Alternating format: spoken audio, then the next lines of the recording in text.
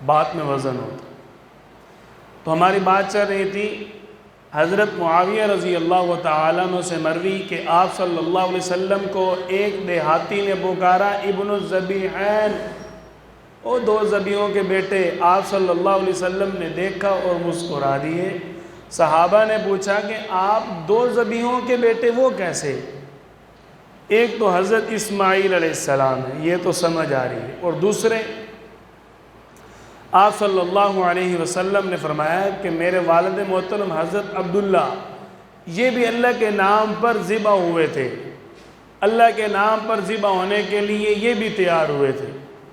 واقعہ اس طرح کہ آپ کے جو دادا حضرت عبد المطلب ہیں، انہوں نے اللہ تعالیٰ سے یہ منت مانی تھی، نظر مانی تھی کہ یا اللہ مجھے 10 بیٹے دینا، میں ایک بیٹا تیرے نام پہ قربان کر دوں گا، جو سب سے خوبصورت ہوگا وہ تیرے نام پہ قربان کر دوں گا۔ اب آپ صلی اللہ علیہ وسلم کے جو چچا ہیں اور آپ کے والد محترم ہیں، سارے بھائیوں میں ظاہر سب سے خوبصورت تو آپ صلی اللہ علیہ وسلم کے والد محترم ہی ہوں گے۔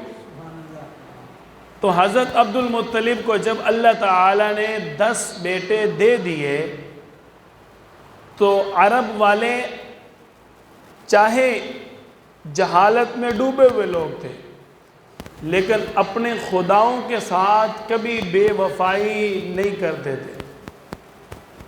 ہم اپنے خدا کے ساتھ تو بے وفائی کرنے والے ہیں نا، لیکن اپنی برادریوں کی، اپنے دوستوں کی، اپنے محلے داروں کی پوری لاج نبھاتے ہیں، ساری رسمیں کرتے ہیں، ناک نہ کٹ جائے، ایک بھی رسم نہیں چھوڑتے، چاہے سب کچھ کٹ جائے آپ صلی اللہ علیہ وسلم کے سامنے، بے شک ایک ٹکے کی عزت نہ رہے، رسمیں ساری کرنی۔ اللہ کے ہاں بے شک سرخرو نہ ہو، برادری کے سامنے چوڑیاں ضرور ہونے۔ وہ ایسے لوگ نہیں تھے۔ اب آپ صلی اللہ علیہ وسلم کے دادا حضرت مطلب نے جو منت مانی تھی اب پوری تو کرنی تھی۔ اللہ نے 10 بیٹے دے دیے، اب سب سے خوبصورت حضرت عبداللہ تھے، آپ صلی اللہ علیہ وسلم کے والد محترم۔ تو آپ صلی اللہ علیہ وسلم کے والد محترم حضرت عبداللہ کو ذبح کرنے کے لیے تیار ہو گئے۔ جب آپ صلی اللہ علیہ وسلم کی پھوپھیاں جو حضرت عبداللہ کی بہنیں ہیں، ان کو پتہ چلا کہ ہمارے بھائی کو ابا حضور ذبح کرنے لگے ہیں، کیونکہ منت مانی ہوئی تھی، اب کیا کیا جائے؟ تو انہوں نے اصرار کر کے اپنے بھائی کو روک لیا، لیکن آپ کے دادا حضرت عبد المطلب اپنے وعدے پر پابند ہیں۔ سوچ میں پڑ گئے کہ اس کا حل اب کیا نکالوں، گھر والے مان نہیں رہے۔ تو یہ اپنے دور کے ایک بزرگ کے پاس گئے اور جا کر ساری بات کی، تو انہوں نے کہا آپ ایسے کریں کہ آج کے دور میں اس وقت جو شریعت تھی، ایک بندہ اگر کسی نے کسی کا قتل کر دیا تو اس نے اس کے بدلے میں 10 اونٹ دینے ہیں، 10 اونٹ دے دے گا تو اس کی جان چھوٹ جائے گی۔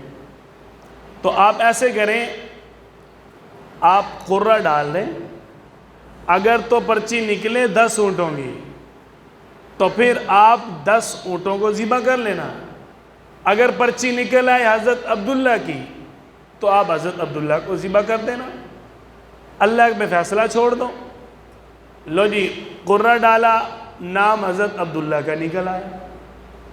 اب پھر گھر والے نہیں چھوڑتے، پھر مشورہ ہوا، نہیں جی دوبارہ قرہ ڈال لو، پھر قرہ ڈالا، پھر پرچی حضرت عبداللہ کی۔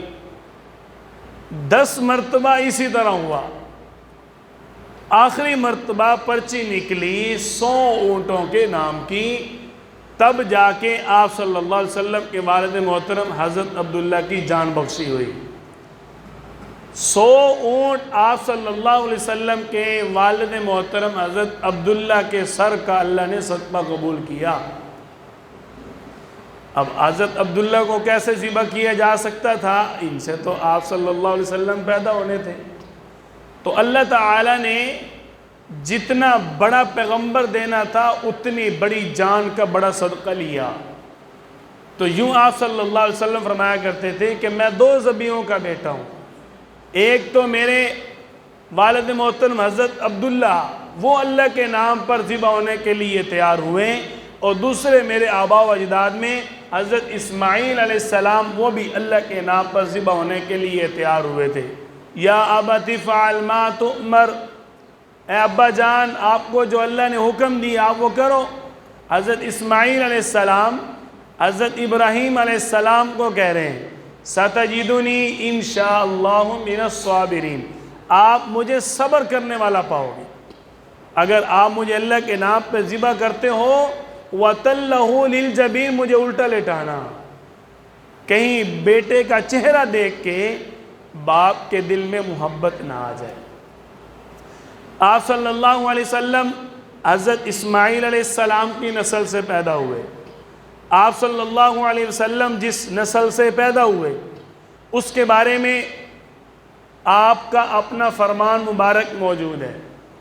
آپ صلی اللہ علیہ وسلم فرماتے ہیں کہ اللہ تعالیٰ نے سب سے پہلے ساری مخلوقات کو دیکھا، ان میں سے سب سے اشرف مخلوق انسان کو چنا، پھر اللہ تعالیٰ نے ساری انسانیت کو دیکھا، اس میں سے اللہ نے اپنے مقرب بندے انبیاء کرام کو چنا، پھر اللہ تعالیٰ نے ان انبیاء کرام میں سے مجھے چنا، اور اللہ تعالیٰ نے روئے زمین کو دیکھا، روئے زمین میں اللہ تعالیٰ نے سب سے اعلیٰ نسل عرب کو چنا، عرب کی نسل سب سے اعلیٰ ہے۔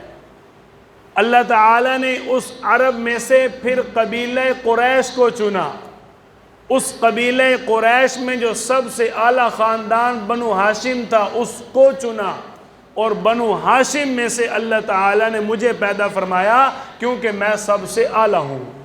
یہ آپ صلی اللہ علیہ وسلم خود فرما رہے ہیں، اور ہم سب کا ایمان ہے کہ ساری کائنات میں اللہ کے بعد آپ صلی اللہ علیہ وسلم سب سے اعلیٰ ہیں۔ ہم سب کا یہ ایمان ہے کہ آپ صلی اللہ علیہ وسلم سب سے اعلیٰ ہیں، آپ صلی اللہ علیہ وسلم کا خاندان بھی اعلیٰ، آپ صلی اللہ علیہ وسلم کا قبیلہ بھی اعلیٰ، آپ صلی اللہ علیہ وسلم کا نسب بھی اعلیٰ، آپ صلی اللہ علیہ وسلم کی نسل بھی اعلیٰ۔ حضرت عباس رضی اللہ تعالیٰ عنہ فرماتے ہیں کہ آپ صلی اللہ علیہ وسلم کا حسب نسب کتنا مضبوط ہے، کتنا پاکیزہ اور مطہر ہے کہ آپ صلی اللہ علیہ وسلم سے لے کر حضرت آدم علیہ السلام تک ساری کی صورتیں، ساری کی ساری عورتیں پاکیزہ ہیں، مطہر ہیں، کبھی کوئی عورت ناپاک نہیں آئی۔ اور اللہ تعالیٰ نے سارے انبیاء کرام کی امہات کو ہمیشہ پاکیزہ رکھا، کبھی بھی کسی بھی نبی کی ماں پر اللہ تعالیٰ نے کسی قسم کی ناپاکی نہیں آنے دی۔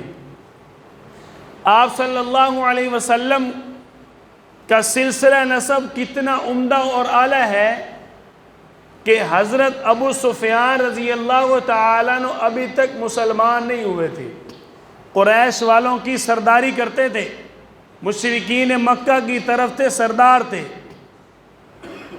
جب آپ صلی اللہ علیہ وسلم نے نبوت کا دعویٰ کیا تو یہ 6 یا 7 نبوی کو بادشاہ کے پاس گئے، بادشاہ کے پاس جا کر کہتے ہیں کہ تو بڑا ہی سمجھدار انسان ہے، آخر تو بادشاہ ہے تو تو حالات کو سمجھتا ہے، میں ایک بات کا تجھ سے مشورہ کرنے آیا ہوں۔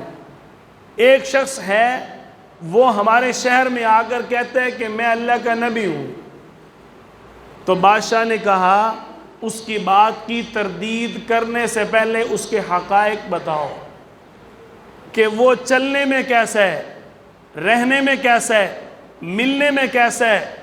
اس نے آپ صلی اللہ علیہ وسلم کی ساری صفات بتائی، اور ہر صفت پر بادشاہ کہتے ہیں کہ واقعتاً یہ صفات تو نبیوں کی ہیں، وہ کوئی عام انسان نہیں، اللہ کا نبی ہی ہو سکتا ہے۔ حالانکہ یہ ابو سفیان اس وقت مسلمان نہیں، یہ آپ صلی اللہ علیہ وسلم کی نبوت کی تصدیق لے رہے ہیں، تحقیق کرنے کے لیے، پرکھنے کے لیے گئے ہوئے ہیں۔ اور جب بادشاہ نے سوال کیا کہ آپ بتائیں اس کا سلسلہ نسب کیسا ہے، اس کی نسل کیسی ہے، وہ حسب نسب میں خاندان کیسا ہے، تو ابو سفیان ابھی تک مسلمان نہیں تھے، آپ صلی اللہ علیہ وسلم کی مخالفت میں اتنا لمبا سفر کیا تھا۔ وہ کہنے لگے، جب بادشاہ نے سوال کیا کیف نسبہ فیکم، تمہارے درمیان میں سب سے بہترین نسب کس کا ہے، اور جس کی تم بات کر رہے اس کا نسب کیسا ہے، تو ابو سفیان کہنے لگے ہوا فینا ذو نسب، اس کا نسب سارے مکے میں سب سے اعلیٰ ہے۔ حالانکہ یہ دونوں مسلمان نہیں ہیں، تو آپ صلی اللہ علیہ وسلم کا نسب اللہ نے اتنا پاکیزہ اور مطہر بنایا کہ اپنا پرایا بھی کہتا تھا کہ آپ صلی اللہ علیہ وسلم ہر لحاظ سے پاکیزہ ہیں۔ آج بھی ایک انگریز مائیکل، اس نے اپنی کتاب میں 100 عظیم شخصیات کو لکھا، سب سے پہلے نمبر پہ اس نے آپ صلی اللہ علیہ وسلم کو رکھا ہے۔